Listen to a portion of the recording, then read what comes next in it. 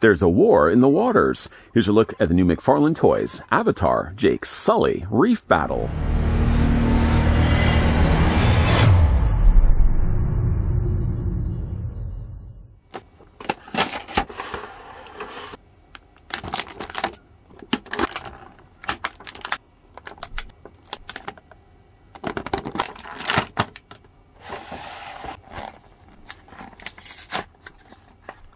Jake Sully is brought to life in articulated form with this 7-inch action figure featuring 22 points of articulation, premium sculpt, and deco. Comes included with hand axe, knife, assault weapon, collector's stand, plus special backlight activated bioluminescence.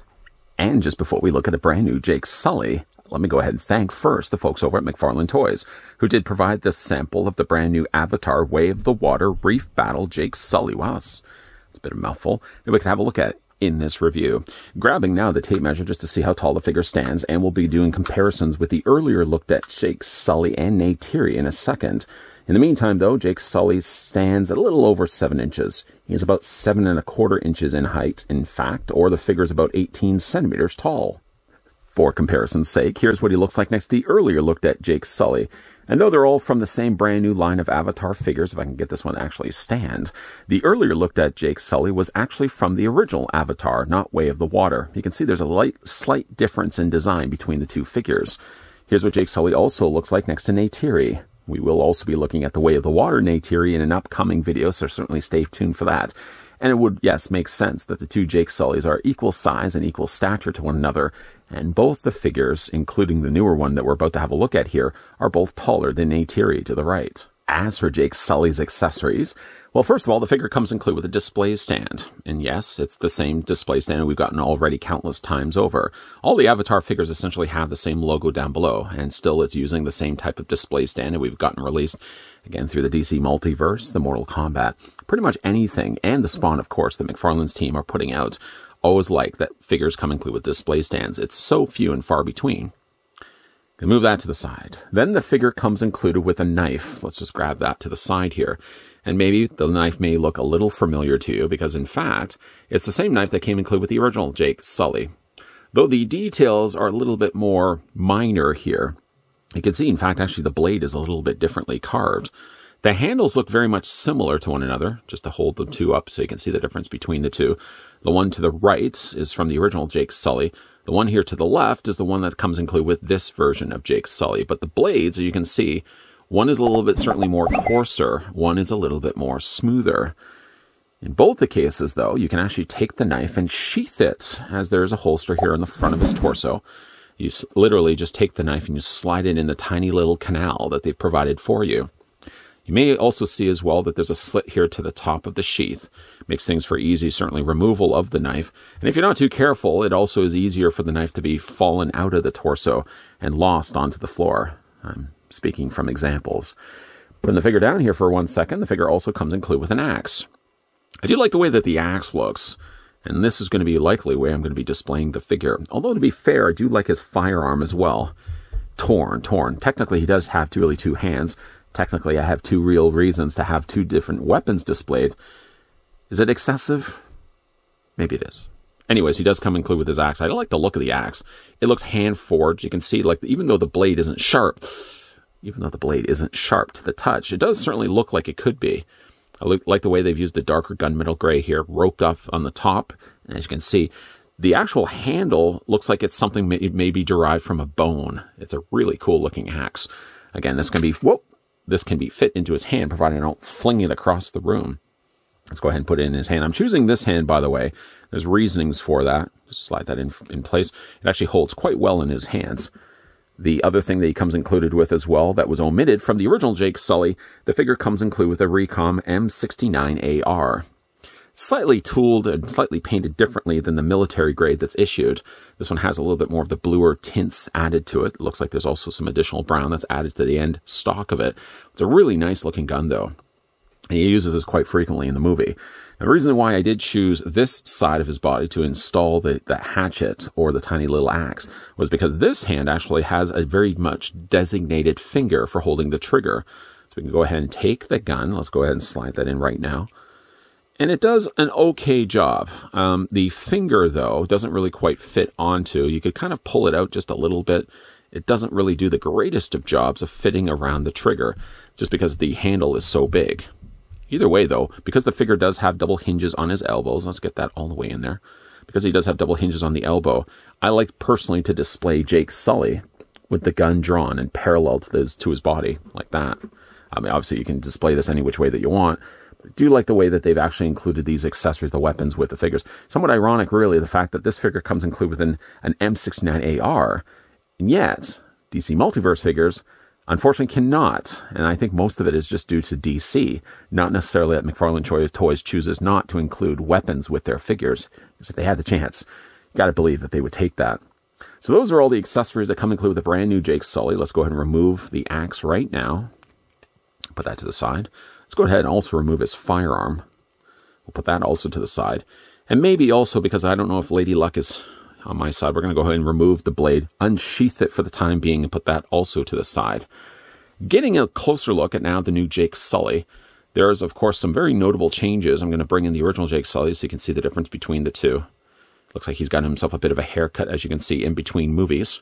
The head sculpts seem very much similar to one another, although I have to say, like, the features on the newer Jake Sully seem a little more chiseled, if that makes any sense. He has about the same expression, though. He doesn't seem all that happy in both cases. The hair's nicely sculpted, as you can see. Now, he has a lot more of it. He had the more slender ponytail, of course, that would attach to the tree. But this one has more of a broader hair. Like, as you can see, he's been growing it out, short of just a little bit of shaving he's done on the sides of it. I really do like the head sculpt quite a lot. Body-wise, it does also seem as if the body looks a little fuller, too. When you compare the two stomachs, the mid-abdomen area, as you can see right there, is a little thinner on the original Jake and a little fuller on the newer one. Now, obviously, you could chalk it up to the fact he's probably just been working out all this time. He's a little bit beefier. His arms, though, stay about the same, as well as so is his arms. There's some additional details that weren't obviously added on the original Jake Sully that now make appearances on the newer release. Obviously, he does have this vest, for example. All these tiny little pockets that he has to the side, painted nicely in gray. Looks like they also added a little bit of dry brushing of a lighter gray added in there as well. The buckles, or snaps together, have also been done in a more military green. He has it also here on the top. And some additional greens also added to the back of it. As you can see, there's a little more of a brushing of that same similar color to the back as well. This is a separate piece. So one thing that's good about it, it doesn't hinder the articulation on the figure. He's free to move his tummy and his torso as much as he wants. He does have some additional straps here that have been sculpted well to the shoulders, or I should say to the bicep area. And he has some taped off, wrapped up areas here for his arms, his forearms at least, on both the sides.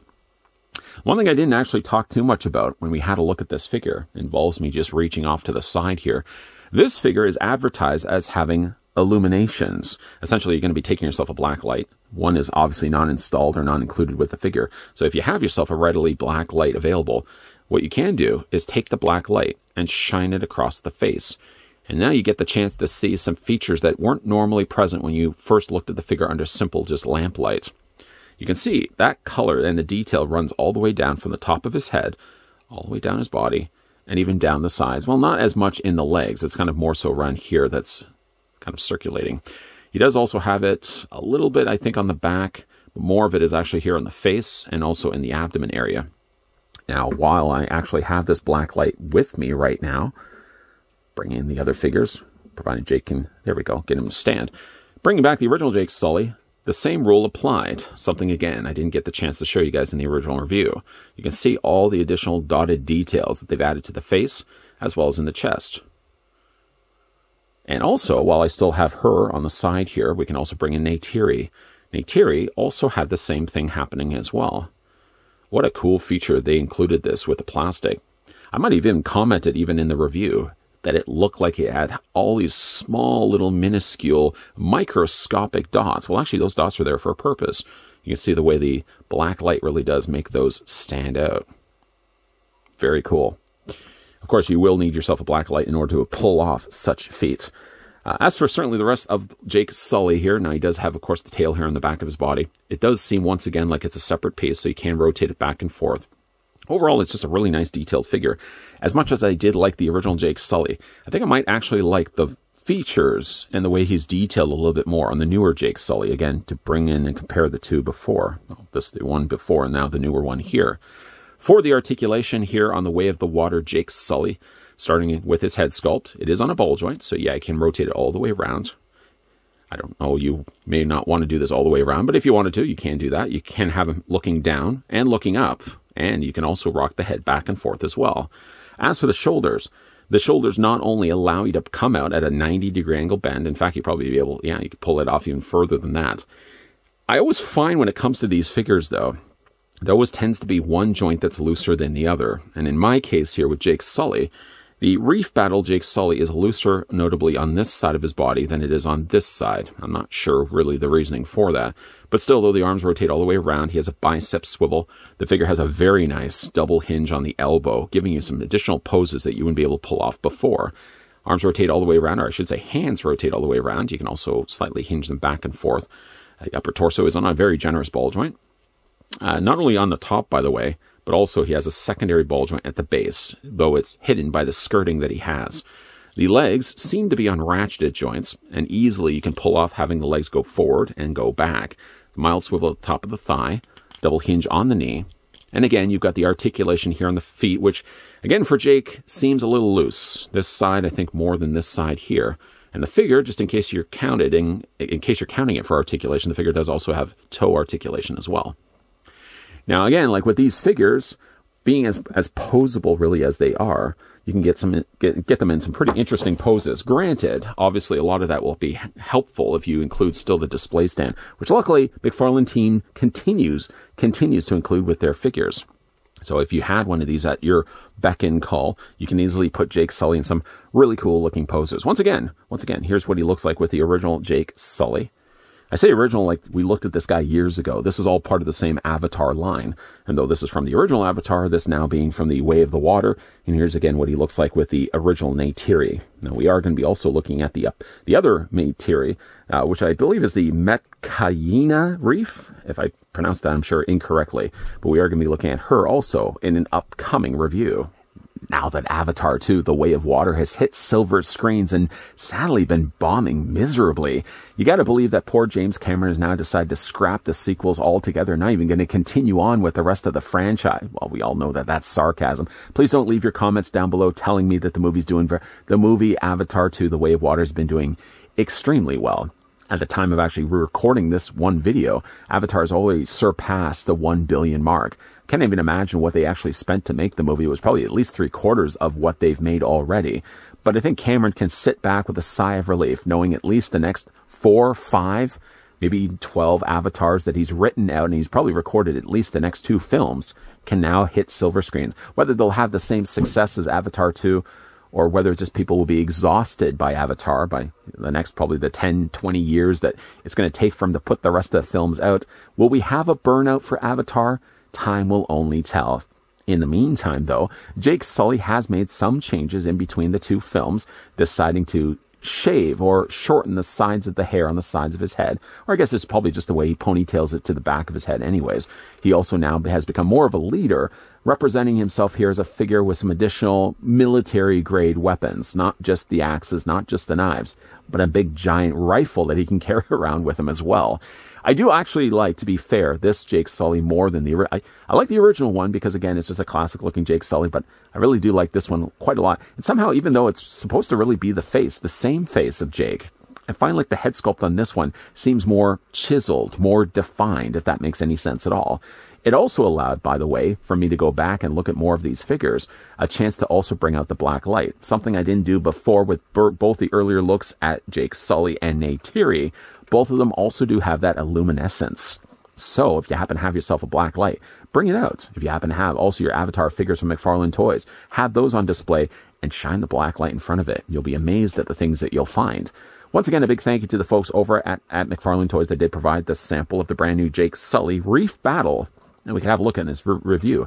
Have you had the chance to watch Avatar 2, The Way of Water?